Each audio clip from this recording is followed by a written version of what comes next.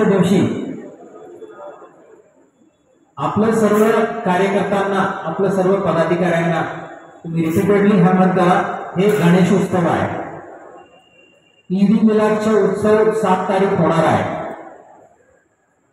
मस्जिद समोर जास्ती गर्दी 7 तारीखला राहणे अपेक्षा आहे. आता इकडं उलटच चालू आहे. 6 तारीख सायंकाळीची जी मिरवणूक आहे त्यात जास्तीत जास्त गर्दी आम्हाला अपेक्षा आहे. आपलं आजोबा गणपती समोर किंवा आपा गणपती समोर तिथं जास्ती गर्दी पाहिजे. तिथं जास्ती वेळ आम्हाला नाचूया किंवा साजरा करूया म्हणून मंडळाकडून अपेक्षा यायला पाहिजे, विनंती यायला पाहिजे.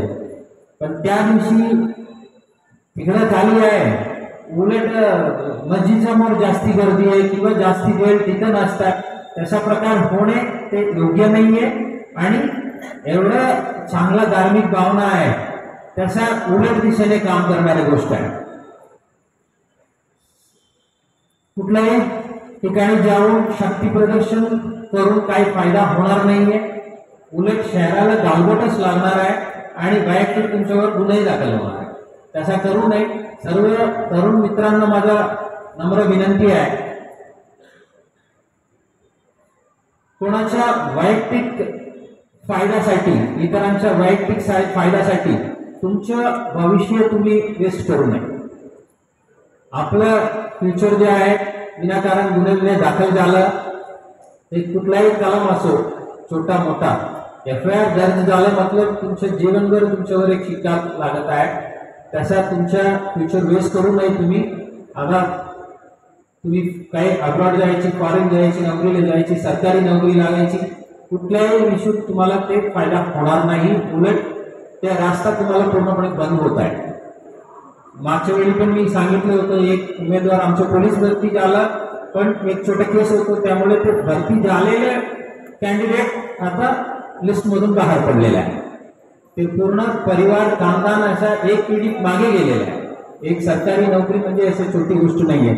आपलं सर्वांना विनंती आहे, विनाकारण इतर धर्मियांच्या प्रार्थनास्थळासमोर गर्दी करू नये, तिथे जाऊन धिंगाणा करू नये. दादांनी जे सांगितलं आता तिकडे जास्ती बंदोबस्त देणे आवश्यकता आहे म्हणून अपेक्षा आहे.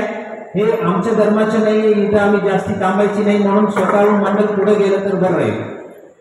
ते महत्वाचे आहे. एक मॅच्युअर्ड सोसायटी, प्रोग्रेसिव्ह सोसायटीचे ते सिम्पटम आहे. उलट आम्ही जाऊन इतर धर्मियांच्या प्रार्थना स्थळासमोर आमच्या पोरं नाचणे कुठेतरी फंडामेंटल चूक आहे.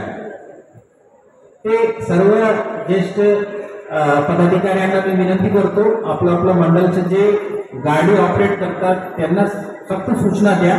इतर धर्मियांच्या धर्मस्थळासमोर विनाकारण जास्त वेळ घालू नये. आपण जसं हक्काने त्यांना सूचना दिल्या, तुम्ही बॅनर लावू नये म्हणून, हे आपलं एक भाईचारा आहे, त्यामुळे तुम्ही एवढा हक्काने सूचना दिल्या. तशात ते बोलत नाही, पण ऑब्झर्व केलं म्हणून मी सांगतो तुम्हाला.